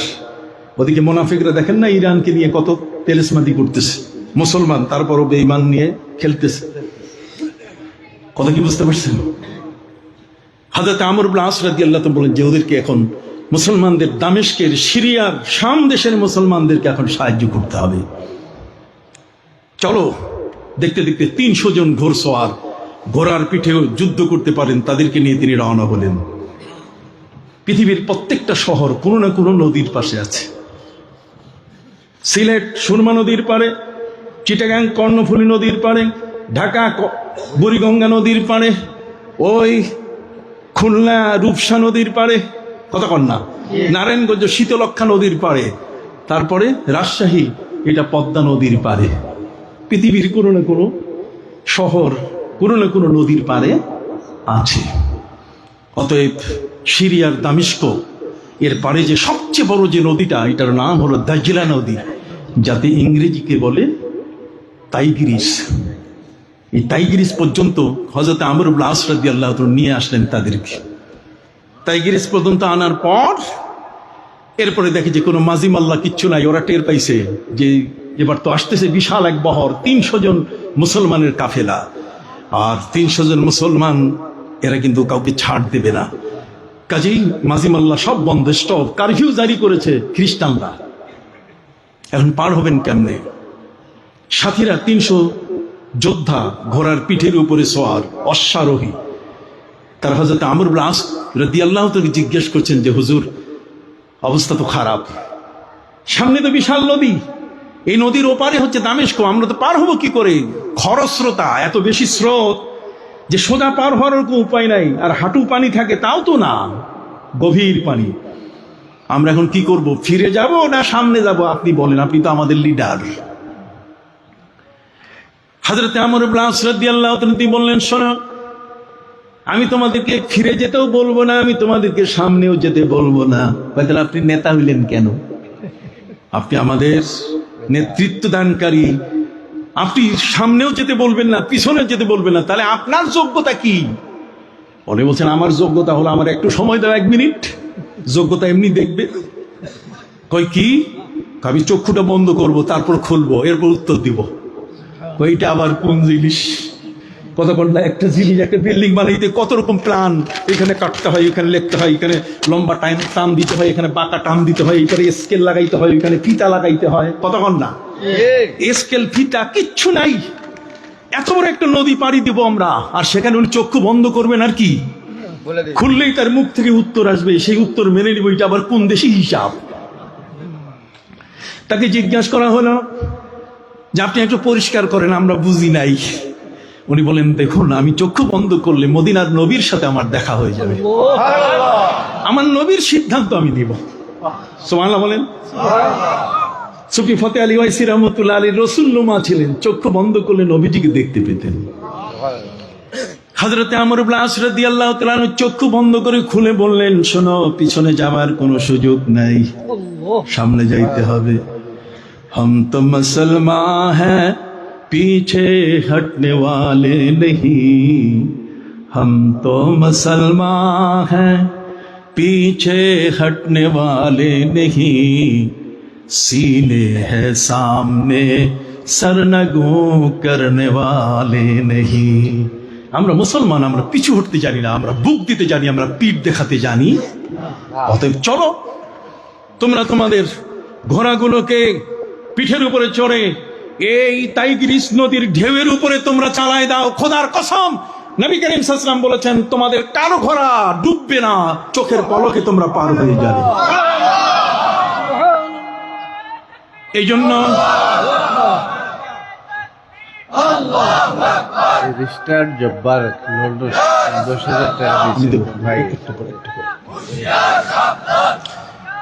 সম্মানিত সুদিয়া, আল্লামা ইকবাল 2টো কবিতা পড়েছেন, তার মধ্যে একটা হলো দশত দশত হ্যায় দরিয়া ভি ন ছোড়ে हमने, दश्त दश्त है दरिया भी न छोड़े हमने, बाहर जुल्मत पे दौड़ा दिए घोड़े अपने। সমুদ্রের উত্তাল ঢেউয়ের মধ্যে আমরা আমাদের ঘোড়াগুলোকে চালিয়ে দিয়েছি, কোনো ব্রিজ নাই, কোনো সেতু নাই, কিচ্ছু নাই। পদ্মা সেতু দেখেন না, আছে কিনা? যমুনা সেতু, কত সেতু সমুদ্রের উপরে, বাহরাইনের উপরে সেতু আছে, এদিকে দাম্মাম, ওদিকে সৌদি আরব, কথা কন, মাঝখানে সেতু। আল্লামা ইকবাল বলেছেন, দশত দশত হ্যায় দরিয়া ভি ন ছোড়ে हमने, হিমালয়ের মতো উঁচু হয়ে বাধা এসেছে, আমরা মাথা ঠেকাইয়া ছিদ্র করে বাইর হয়ে গেছি, বাধা আমাদেরকে আটকাতে পারে না। দশত দশত হ্যায় দরিয়া ভি ন ছোড়ে हमने, আমরা সমুদ্রকেও ছাড়ি নাই, বাহারে জুলমত পে দৌড়া দিয়ে ঘোড়ে আপনি, সমুদ্রের কালো পানির ঢেউগুলোর উপর দিয়ে আমরা ঘোড়া চালিয়ে দিয়েছি, চোখের নিমিষে ঘোড়া পার হয়ে গেছে। এই জন্য আল্লামা ইকবাল বলছেন, আয়ে মৌজদা জেলা তু ভি পহচানতি হ্যায় হামকো, अब तक तेरा दरिया अफसाना खा है हमारा। কি বল রে টাইগ্রিস, তোমার ঢেউ কিন্তু আমাদেরকে চিনে যে আমরা কোন জাতি। অতএব আল্লাহওয়ালাদের সাথে সম্পর্ক আমার নবীজির সাথে, কতক্ষণ না। আল্লামা সাহেব কেবলা বন্নি রহমতুল্লাহ আলাইহির সম্পর্ক ঠিক অনুরূপ ভাবে আল্লাহর প্রিয় নবী সাল্লাল্লাহু আলাইহি ওয়াসাল্লামের সাথে ছিল, কিন্তু ভায়া হইল ফুলতলি দরবার। যে কোনো জিনিস একটা ভায়া একটা টাওয়ার লাগে, টাওয়ার ছাড়া সংযোগ স্থাপন করা যায় না। আজ এটি একটি দরবার, তার আওলাদরা এখানে খেদমত করছেন। আজ কি চমৎকার একটি মাদ্রাসা এখানে হয়েছে। আল্লাহর ওলিরা পৃথিবীর মধ্যে সবসময় নবীর ওয়ারিস হিসেবে প্রথম যে কাজটা করেন সেটা হলো মাদ্রাসা কায়েম করেন। চলে বলেন ওয়ালাকিন ওয়ার রাসূল ইলমা। কথা বুঝেন নেই? তারা জ্ঞানের স্থানটা চালু করে দেন, জ্ঞানের একটা দরজা খুলে দেন, যাতে মানুষ জাহেল না থাকে, মানুষ যেন দলালাতের মধ্যে না থাকে, ভ্রষ্টতার মধ্যে যেন মানুষ না থাকে, মানুষ যেন কোনোভাবেই কোনো অবস্থাতেই যেন কোনো অন্যায় এবং পাপের কাজে যেন জড়িত হতে না পারে। এই জন্য তারা একটা এলেমের জায়গা সিলেক্ট করেন, যেখানেই তারা ইন্তেকাল করেন। আপনি জানেন, আমি ইরান গিয়েছি, পৃথিবীর বিভিন্ন দেশ, এটা বলা দরকার নাই। ইরানে গেছি, যেখানে আল্লাহর ওলি একজন ইন্তেকাল করছেন, সেই ওলির পাশেই একটা ইউনিভার্সিটি হয়ে গেছে। তার মানে তার মুজাহাদা, তার মোরাকাবা, তার এলেমের মুজাকারা, কতক্ষণ না, এই সবগুলো মিলিয়ে সেখানে একটা ইউনিভার্সিটি হয়েছে। আপনারা কি চান না যে আল্লামা আব্দুর রহমান সাহেব বন্ডি রহমতুল্লাহ আলাইহির বাড়ির পাশে এইরকম একটা ইউনিভার্সিটি দাঁড়ায় যাক? জোরে বলেন, হাত উঁচু করেন, দাঁড়ায় যাক। এটা চান কিনা? একটা ইউনিভার্সিটি দাঁড়িয়ে যাক, এটা তো আপনাদের প্রত্যেকেরই কামনা হওয়া উচিত। কারণ জ্ঞান এটা এমন একটা জিনিস, আপনি জানেন, জ্ঞানের চর্চা যেখানে বেশি থাকবে সেখানে আর অন্ধকার থাকবে না, সেখানে ছিনতাইকারীরা থাকবে না, সেখানে আর জেনাকারী থাকবে না, বেবিচারী থাকবে না, সেখানে কোনোদিন লুটতারাজ হবে না, সেখানে কোনো পাপের কাজ হবে না। মানুষগুলো এক শান্তিপূর্ণ পরিবেশে তারা কি করবেন? বাস করবে। এই জন্যই সম্মানিত সুধী, এই কেন্দ্রটা হলো আধ্যাত্মিক। এটা ওমান জামা বাইনাহুমা ফাকাত তাহাক্কাকা, এক ইলমে তাসাউফের, কতক্ষণ না। এখানে ওই যে হিজবুল বাহারের সেখানে চর্চা, সুবহানাল্লাহ বলেন, আর পাশাপাশি মাদ্রাসা, কোরআনের চর্চা, তালিম। কথা বুঝেন নাই? এই দুইটা জিনিস একসাথে হয়েছে, ইলমে মারিফাত আর ইলমে শরিয়ত। ওমান জামা ফাকাত তাহাক্কাকা, কাজে একটা সঠিক জায়গা আজ আমরা একটা পেয়েছি। আপনারা ভাগ্যবান, সকল বলেন আলহামদুলিল্লাহ। আপনি জানেন জ্ঞানের এই মুজাকারা, জ্ঞান, এই জ্ঞানটা অর্জন করা প্রয়োজন কেন? নবী করিম সাল্লাল্লাহু আলাইহি সাল্লাম তার সাহাবী হযরত আব্দুল্লাহ ইবনুল আস, আব্দুল্লাহ ইবনে সাদ ইবনুল আস রাদিয়াল্লাহু তাআলা আনহু, তিনি বলেছেন, নবী করিম সাল্লাল্লাহু আলাইহি সাল্লাম আমাকে তিনি বলেছেন যে তুমি জ্ঞান অর্জন করো, জ্ঞান অর্জন করতে গিয়ে তুমি কখনো পিছপা হইও না, তবে সেই জ্ঞানটি তোমার থাকতে হবে যে জ্ঞান যেন মানুষের উপকার হয়, সেই জ্ঞানটা যেন মানুষের কি উপকার হয়। এই জন্য উনি কি করতেন? উনি ক্যালিগ্রাফি, নবী করিম সাল্লাল্লাহু আলাইহি ওয়াসাল্লামের সাহাবীদের মধ্যে সবচেয়ে বেশি যিনি আর্ট জানতেন, আর্ট, আরবি লেখা আর্ট করে না, এই যে এখানে এই যে মাহফিল আর্ট করে দিছে না, এটার নাম ক্যালিগ্রাফি, এটার নাম কিতাবাত। কথা বুঝতে পারছেন?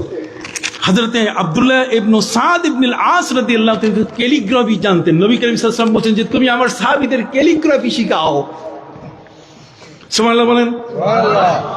হযরতে মুআয ইবনে জাবাল রাদিয়াল্লাহু তাআলা তিনি বলেন, আমারানি রাসূলুল্লাহ সাল্লাল্লাহু আলাইহি ওয়াসাল্লাম বিল কিতাবাতি ওয়াল কুরআন।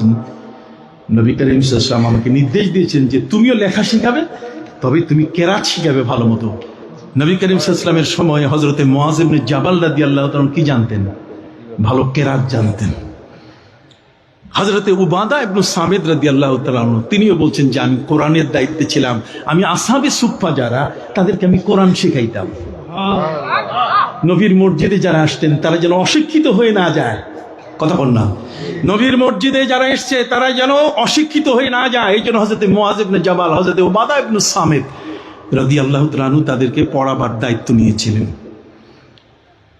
হযরতে যায়েদ ইবনে সাবিত রাদিয়াল্লাহু তাআলা তিনি বলেন, আমানানি রাসূলুল্লাহ সাল্লাল্লাহু আলাইহি ওয়াসাল্লাম আন আতাআল্লামা বিকালিমাতি কুতুবিল ইয়াহুদ।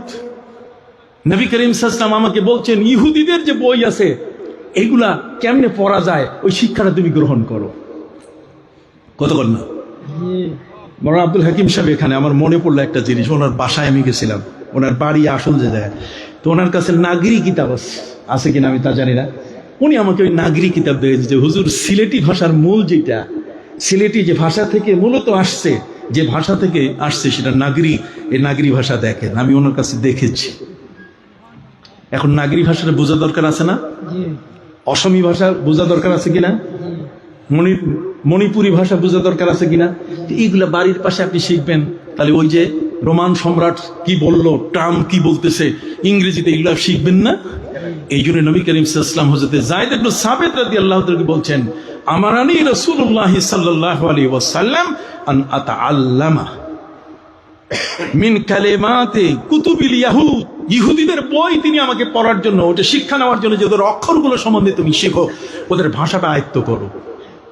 নবী করিম সাল্লাল্লাহু আলাইহি ওয়াসাল্লাম আমাকে বলছেন যে তুমি সুরিয়ানি ভাষা শিখো। আল্লাহু আকবার। হযরত যায়েদ ইবনে সাবিত রাদিয়াল্লাহু তাআলা বলছেন, আমি শেষ পর্যন্ত আবারিয়া ইন্নী আতাআল্লামু আল আবারিয়া ওয়াল ফারিসিয়া ওয়ার রুমিয়া। তিনি বলছেন আমি ইব্রানি ভাষা, আমি ফার্সি ভাষা, আমি ওই রোমান ভাষা, আমি এগুলো এমনভাবে রপ্ত করলাম, ওরা যখন চিঠি লেখে তখন আমি এমনভাবে উত্তর দেই যে উত্তরটা দেখে ওরা অবাক হয়ে যায়, কিরে এ দেখি আমাদের চেয়েও শিক্ষিত। হযরত যায়েদ ইবনে সাবিত রাদিয়াল্লাহু তাআলা তিনি বলেন, আমি কখনো কখনো এই লেখাগুলো ওরা যখন চিঠি পাঠাতো নবীজির কাছে, তখন ওই চিঠিগুলো আমি নবীকে ইব্রানি ভাষায়, রোমানি ভাষায় আমি পড়ে শোনাতাম। নবী বড় খুশি হতেন। আল্লাহর নবী সাল্লাল্লাহু আলাইহি সাল্লাম তিনি আমাকে বলছেন, আমারানি রাসূলুল্লাহ সাল্লাল্লাহু আলাইহি ওয়াসাল্লাম বিলুগাতি কওমিন আতাআল্লামা বিলুগাতি কওমিন, আমি যেন অন্য ধর্মের মানুষের বই যেগুলো সেগুলো যেন পড়ি। কেন? যদি আমি এটা পড়ি তাহলে এটা তাদের মকর থেকে, তাদের ধোঁকা থেকে আমরা বাঁচতে পারবো, যে ওদের বইতে কি কি লেখা আছে এগুলো পড়া যাবে। তাহলে বোঝা গেল লোগাতে উখরা, অন্য ভাষায় বইপত্র পড়া যাবে, ইংরেজিতে পড়া যাবে। একদল সে নিয়ে ইংরেজি পড়া যাবে না, হারাম। ওই মৌলবীরা এখন আগে ইংরেজি পড়ে, কথা বল না, ওরা এখন ফার্স্ট ইংরেজি পড়ে। ও সবসময় আমাদের বদনাম করতো যে এই যারা আলিয়ায় পড়তো তারা ইংরেজি পড়ে, কতক্ষণ ওরা জানে না। নবী করিম সাল্লাল্লাহু আলাইহি ওয়াসাল্লামের হাদিসের মধ্যে আছে, হযরত যায়েদ ইবনে সাবিত রাদিয়াল্লাহু তাআলা নবী করিম সাল্লাল্লাহু আলাইহি ওয়াসাল্লাম বহু ভাষার পণ্ডিত হওয়ার জন্য তাকে বলছিলেন। এই জন্য বিদেশি যে চিঠিগুলা আসে, হযরত যায়েদ ইবনে সাবিত রাদিয়াল্লাহু তাআলা তিনি বলছেন, নবীজির সামনে আমি পড়তাম, আর নবীজি সাল্লাল্লাহু আলাইহি ওয়াসাল্লাম শুনলে পরে তখন আমাকে নির্দেশনা দিতেন যে এটার উত্তর এইভাবে লেখো। সুবহানাল্লাহ বলেন। প্রিয় নবী সাল্লাল্লাহু আলাইহি ওয়াসাল্লাম সম্পর্কে হযরত মুআয ইবনে জাবাল রাদিয়াল্লাহু তাআলা বলেন, মদিনার পাশে 9টা মসজিদ ছিল। কয়টা? এই 9টা মসজিদের মধ্যে ছাত্র কিভাবে উস্তাদ পড়াবে আমাকে ট্রেনিং এর জন্য পাঠাই দিতেন নবীজি। তখন আমি তাদেরকে বলতাম যে তোমরা একজন পড়বে আর সবাই চিৎকার দিবা। কিরকম? আউযু বিল্লাহি মিনাশ শাইতানির রাজীম। সবাই পড়েন, আউযু বিল্লাহি মিনাশ শাইতানির রাজীম। একজনের আওয়াজ আরেকজনের কানে চলে গেল। আমি একবার পড়ছি আর আপনারা সবাই উচ্চারণ করার কারণে একজনের আওয়াজ আরেকজনের কানে গেল। তো কানে যাওয়ার সাথে সাথে পাশের লোকটা সহজেভাবে আওয়াজটা দিয়ে শিখতে পারলো। এই জন্য নবী করিম সাল্লাল্লাহু আলাইহি ওয়াসাল্লাম আমাদেরকে ট্রেনিং দিতেন, আর আমি সেই ট্রেনিং দেওয়ার জন্য 9টা মসজিদে যাইতাম আর সেখানে বাচ্চাদেরকে শিখাইতাম। বিশেষ করে যারা কোরআনে হেফজ করতো তাদেরকে শিখাইতে যাইয়া আমাকে নবী করিম সাল্লাল্লাহু আলাইহি ওয়াসাল্লাম শিখাই দিয়েছেন যে যখন তুমি কোরআন শিখবে যারা, তারা যেন ঢুলে, এইভাবে ঢুলে। এই যে ওয়াশ-শামসি ওয়া দুহাহা ওয়াল কামারি ইযা তালাহা ওয়ান নাহারি ইযা জাল্লাহা ওয়াল লাইলি ইযা ইয়াগশাহা, এই যত ঢুলবেন ততই দেখবেন একেবারে ওই যে কাঠঠোকরা যেমন কাঠের মধ্যে ঠক টক করে যেমন কেটে ফেলে, আপনার সিনার মধ্যে ঠিক ক্ষুদিত পাষাণ, পাহাড়ের মধ্যে খোদাই করা কোরআন আপনার পাপ সিনার মধ্যে চলে আসবে। আপনি কথা বুঝতে পারছেন? অতএব সম্মানিত সুধী, আমি সময় দীর্ঘায়িত করব না। কতটুকু সময় আমার দিচ্ছেন? সম্মানিত সুধী, বিনয়ের সাথে আপনাদের কাছে বলতে চাই, আপনারা সকলেই জানেন, দুটো কথা আমি আজকে বলবো আপনাদের সামনে। রাজি আছেন তো? শুনতে রাজি আছেন? আমি আপনাদের কাছে বলতে চাই, হযরত ওমর ফারুক রাদিয়াল্লাহু তাআলা জাবিয়া নামক এলাকায় বক্তৃতা দিলেন একদিন। হযরত ওমর ফারুক রাদিয়াল্লাহু তাআলা আনহু জাবিয়া নামক এলাকায় বক্তৃতা দিতে গিয়ে তিনি বললেন যে মান আরাদা আন ইয়াসআলা আনিল কোরআন ফালইয়াসআল উবাই ইবনে কাব ওয়া মান আরাদা আন ইয়াসআলা আনিল মাসআলা ফালইয়াসআল মুআয ইবনে জাবাল। হযরত উমর ফারুক রাদিয়াল্লাহু তাআলা বললেন যে তোমাদের মধ্যে যদি কেউ কোরআনের তাজবিদ জানতে চায়, কোরআন কত সুন্দর করে পড়া যায় এটা যদি কেউ জানতে চায়, ফালিয়াসাল উবাই ইবনে কাব। উমর ফারুক বলছেন উবাই ইবনে কাবের কাছে তোমরা শিখবে। কার কাছে? আপনারা বলতে পারছেন না, একটু বলেন উবাই ইবনে কাব। আমি তো তাড়াতাড়ি বলতেছি, আমরা তো আলেম মানুষ, আমাদের শব্দ তো মুখস্থ। ফালিয়াসাল উবাই ইবনে কাব, উবাই ইবনে কাবের কাছে তোমরা যাও। উনি কোরআনের পণ্ডিত, ভালো কোরআন পড়তে পারেন। এই উবাই ইবনে কাব হলেন হযরত উমর ফারুকের রাষ্ট্রীয় সরকারি একজন ইমাম। হযরত উমর ফারুক এই সরকারি ইমামকে তিনি দায়িত্ব দিয়েছিলেন যে তারাবির নামাজ হবে 20 রাকাত। খবরদার 12 আর 8 কখনোই হবে না। হবে কি? হবে না। রাষ্ট্রীয় ফরমান উমর ফারুক জারি করেছিলেন। তারাবি কত? 20 রাকাত। আবার বলেন তারাবি কত? 20। সাহেব কেবলা পড়ছেন কত? 20। আল্লাহর ওলিরা পড়েন কত? 20। যত ওলি, যত হক্কানি আলেম সবাই পড়ছেন কত? 20। কথা বুঝতে পারছেন? হযরত উবাই ইবনে কাব হলেন রাষ্ট্রীয় ইমাম। তিনি নিয়োগ দিয়ে তাকে বলছেন যে তুমি 20 রাকাত তারাবি পড়াবা। এই গেল এক। মান আরাদা আইয়াসালা আনিল ফারায়েস, যদি কেউ ফারায়েস সম্পর্কে জানতে চায়, জমি বন্টন কিভাবে করে, নবী তাও পণ্ডিত দেখাই দিয়েছেন। ফালিয়াসাল যায়েদ ইবনে সাবিত, যায়েদ ইবনে সাবিতের কাছে যেন প্রশ্ন করে। সে উনি কিন্তু জমির হিসাব নিকাশ খুব ভালো বুঝে।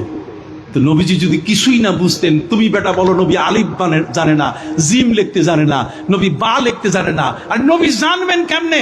নবীর ভিতরে তো সব আছে, নবীকে কে শিখাবে? নবী তো সব শিখান, তিনি তো মুআল্লিম। তিনি কি? যিনি শিক্ষক, তার ভিতরে সব আছে। উনি আমার কার কাছে শিখবেন? এই জন্য নবী করিম সাল্লাল্লাহু আলাইহি ওয়াসাল্লাম তিনি ক্যালিগ্রাফি যারা করে তাদেরকে তিনি বলে দিয়েছিলেন বাসিতিল বা ওয়া দাব্বিরিল মিম। নবী করিম সাল্লাল্লাহু আলাইহি ওয়াসাল্লাম বলছেন যে তোমরা বা শব্দটা বিসমিল্লাহির রহমানির রহিমের বাটা লম্বা করে লিখবা। বাসিতিল কি? হইল না, কথা কইতেছে না। বাসিতিল বা, বা লিখবে কি? লম্বা করে। এই যে দেখবেন বিসমিল্লাহ লেখার মধ্যে কখনো বা লম্বা।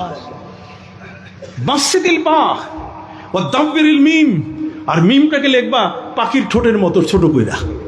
তো নবীজি ক্যালিগ্রাফি বুঝেন না, নবীজি অক্ষর চিনেন না, তাহলে বললেন কেমনে? হ্যাঁ, এই ধোঁকাবাজরা এখন আমাদের সমাজে নেতৃত্ব দেওয়ার জন্য উঠে পড়ে লেগেছে। এদের হাত থেকে নিজকে কোরআনকে রক্ষা করতে হবে। এরা কোরআনের বাহক নয়, ধোঁকাবাজ, মুনাফিক। কথা বুঝতে পারছেন? বাঁচতে হবে, নিজেকে রক্ষা করতে হবে। এই জন্য আমি আপনাদেরকে পরিষ্কার ভাষায় বলতে চাই, প্রিয় নবী সাল্লাল্লাহু আলাইহি ওয়াসাল্লামকে আল্লাহ তাআলা বলছেন ওয়া আল্লামাকা মা লাম তাকুন তা'লাম, অজানা জগতের সব জ্ঞান আমি আপনাকে জানাই দিয়েছি। তা আল্লাহ এটা বাকি রাখছেন। এটা রাখছেন এই কারণে যে যাতে আপনি লিখবেন না। আপনি লেখা জানেন কিন্তু আপনি লিখবেন না, এটা লেখা না জানা প্রমাণ করে না। কি বলেন হুজুর? আমি জানি কিন্তু আমি কি লেখি না, লেখাটা আমার উপরে নিষিদ্ধ করা হয়েছে। কতক্ষণ আমি খাইতে জানি কিন্তু আমার উপরে রোজা ফরজ করা হয়েছে, আমি এই জন্য খাবো না। আপনি কথা বলেন না কেন? আমি কি খাইতে জানি, খাবার যোগ্যতা আমার মধ্যে কি আছে, কিন্তু আমার উপরে কি ফরজ করা হয়েছে? রোজা। মুসা নবীর উপর আল্লাহ তাআলা রোজা ফরজ করে দিয়েছেন একসাথে 30 দিন, যে 30 দিন তুমি কথা বলতে পারবে না। তো মুসা নবী কি কথা বলতে জানতেন না? আহা, একটু জোরে বললে খুশি হব। মুসা নবী কি? আমি একজন শিক্ষক মানুষ, এটা তো বুঝেন।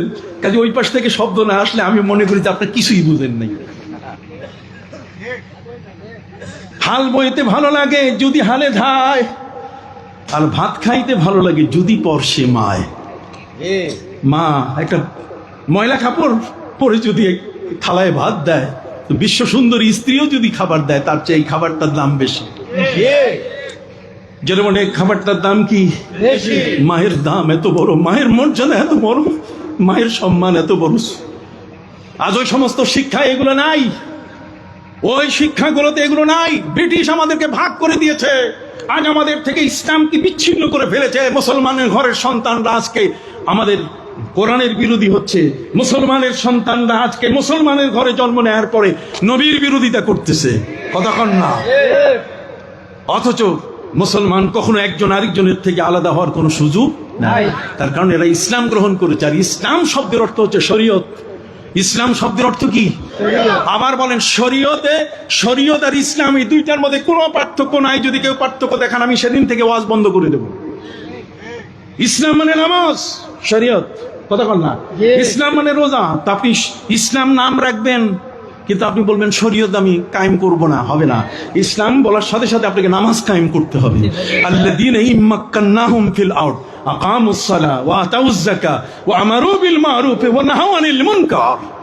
আপনি একজন ইমানদার, আপনি মুসলমান হলে আপনার দায়িত্বই হলো মসজিদ বানাবেন, কথা বল না। আকামুস সালাহ নামাজ কায়েমের ব্যবস্থা করবেন, আপনি শরীয়ত কায়েম করবেন না। তো কি জন্য আপনাকে আমরা কিসের জন্য বিশ্বাস করব? শরীয়ত আপনার মধ্যে, আপনি বিশ্বাস, শরীয়ত যদি বিশ্বাস না করেন তো আপনি ইসলাম নিয়ে আসেন কেন? ইসলামটাও বাদ দেন না। ইসলাম কি? কারণ ইসলাম শরীয়তের বাইরে নয়। শরীয়ত আর ইসলাম দুইটা একসাথে লাগানো। জোরে বলেন শরীয়ত আর ইসলাম কি একসাথে না? বলুন আল্লাহ তাআলা নবীকে বলছেন সুম্মা জাআলনাকা আলা শারিআতিম মিনাল আমর, শারিআতিম মিনাল আমরি ফাত্তাবিহা ওয়া লা তাত্তাবির আহওয়াআল্লাযীনা লা ইয়ালামুন। হে নবী, আপনাকে একটা শরীয়ত দিয়েছি আমি, আর সেই শরীয়তটা ইসলাম আর ঈমান দিয়ে পূর্ণ করে দিয়েছি। সুবহানাল্লাহ। ওটা সেই শরীয়ত হচ্ছে মূল জিনিস।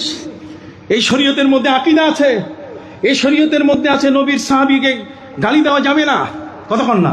এই শরীয়তের মধ্যে আছে হযরতে বাবা আদমকে নাফরমান বলা যাবে না গন্ধম খাওয়ার কারণে, বলা যাবে না হযরতে নবী মুসা আলাইহিস সালাম একজন কিপ্তিকে থাপ্পড় মারছিলেন, মারা গেছে, উনি গুনাহ কবিরা করছেন, এটা বলা যাবে না। আমি কি আপনাদেরকে বুঝাইতে পারছি? অতএব জ্ঞানের এক মহাজগৎ তৈরি করতে হবে। আল্লামা সাহেব কিবলা বর্ণী রহমতুল্লাহ আলাইহির দরবার হবে একটা জ্ঞানের ভান্ডার, এটা হবে একটা ইউনিভার্সিটি, জ্ঞানের ইউনিভার্সিটি। আপনারা চান কিনা? হাত উঁচু করে বলেন আপনারা চান কিনা? এটা জ্ঞান বিতরণের একটা ছোট করে বীজ থেকে আস্তে করে অঙ্কুরিত হয়ে মহিরুহু হয়ে যায় পৃথিবীর যতগুলো প্রতিষ্ঠান। ঢাকা বিশ্ববিদ্যালয় একটা ছোট ঘর ছিল, এটা ছোট থেকে সারসিনা দরবার ছোট্ট একটা গোলপাতার ঘর ছিল, সেখান থেকে বিশাল এখন বিশ্ববিদ্যালয়। কাজেই আমি খুব স্বপ্ন দেখছি যেটা আজকের এভাবে থাকবে না, এটা ইনশাআল্লাহ এটা একদিন মহিরুহু হয়ে যাবে। এটা ইনস্পেকশন হয়ে গেছে, এটার স্থাপনার ইনস্পেকশন হয়ে গেছে, তার মানে বিল্ডিং ঠিক আছে। এটার একাডেমিক অডিট হয়ে গেছে, তার মানে শিক্ষা ঠিক আছে। কতক্ষণ না? হাতের আঙ্গুল কয়টা বলেন তো? দুইটাই মিলে কয়টা? এই হাতের আঙ্গুল এই পাঁচটাই ধরেন, এই পাঁচটার মধ্যে যদি আমার এই বুড়া আঙ্গুলটা না থাকে তাহলে আমি ভাত খাবো কেমনে? এটা দিয়ে তো হাড্ডির সাথে লাগাইয়া যুদ্ধ শুরু করি, কি বলেন ঠিক কিনা? তাহলে আমার হাতের পাঁচটা আঙ্গুল কি দরকার?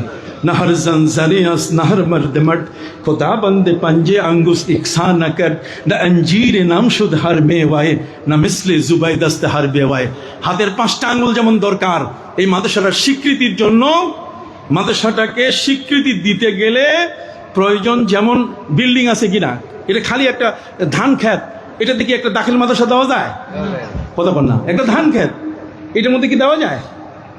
দেওয়া যায় না। স্থাপনার স্বীকৃতি লাগবে, স্থাপনা। তারপর দেখতে হবে শিক্ষা আছে কিনা, ছাত্র আছে কিনা, শিক্ষার্থী আছে কিনা। এটাও আছে, আরেকটা জিনিস আটকায় গেছে। এটা কি? রিজার্ভ রাখতে হবে 2 লাখ টাকা। কত? জোরে বলুন, কয় লাখ টাকা? এই 2 লাখ টাকা যদি হয় তাহলে বলবে যে তাহলে চিঠি সাথে সাথে একটা চলে আসবে, ডাকে ভ ভ করে নবী সুলাইমান আলাইহিস সালামের সেই হুদহুদ পাখি নিয়ে আসবে চিঠি। কথা বল না। হ্যাঁ, হযরত নবী সুলাইমান আলাইহিস সালামের হুদহুদ কি চিঠি নেই? এই হুদহুদটা চিঠিটা এখনো মুখে নিতেছে না, শুধু রিজার্ভের যে টাকাটা আছে 2 লক্ষ টাকার মধ্যে 1.5 লক্ষ টাকা আছে, চিন্তা নাই। আর লাগে কত? 50,000। জোরে বলেন কত? 50,000। এই মজলিসের মধ্যে বসে আছেন 10 জন মানুষ 5,000 করে দিয়ে দেন যে হুজুর আমি দিয়ে দিব, যে শরীক হয়ে গেলাম। কিয়ামত পর্যন্ত এই মাদ্রাসার স্থাপনা, এটা ইউনিভার্সিটি হলো, যত ছাত্র বাড়বে, যত দিন যাবে ততই মালের দাম বাড়ে, যত মালের দাম বাড়বে তত সওয়াবের সংখ্যা বেড়ে যাবে। মালের দাম যত বাড়বে সওয়াবের সংখ্যাও কি তত বাড়বে। সুবহানাল্লাহ বলে আছেন কি? 5,000 টাকা দেওয়ার মতো কেউ আছে? আমি চাই নাই, বিশাল একটা অঙ্ক আপনাদের কাছে চাইনি, মাত্র 5,000 টাকা আছেন দেওয়ার মতো কি ভাই? আল্লামা মারহাবা, মুরব্বী হাত উঠেছেন, নাম কি ভাই? প্রিন্সিপাল কোথাকার? মাদ্রাসার প্রিন্সিপাল। না না, চান্দা মাদ্রাসা প্রিন্সিপাল ভাই তো আমি চিনি, ও মুরব্বী। হ্যাঁ, শায়েখ আহমদ, মাশাল্লাহ মাশাল্লাহ। শায়েখ আহমদ সাহেব 5,000, প্রিন্সিপাল সাহেব 5,000, পাইছি কত? যে এই জায়গা কি বলছে? মারহাবা ভাই, নাম কি বলুন তো?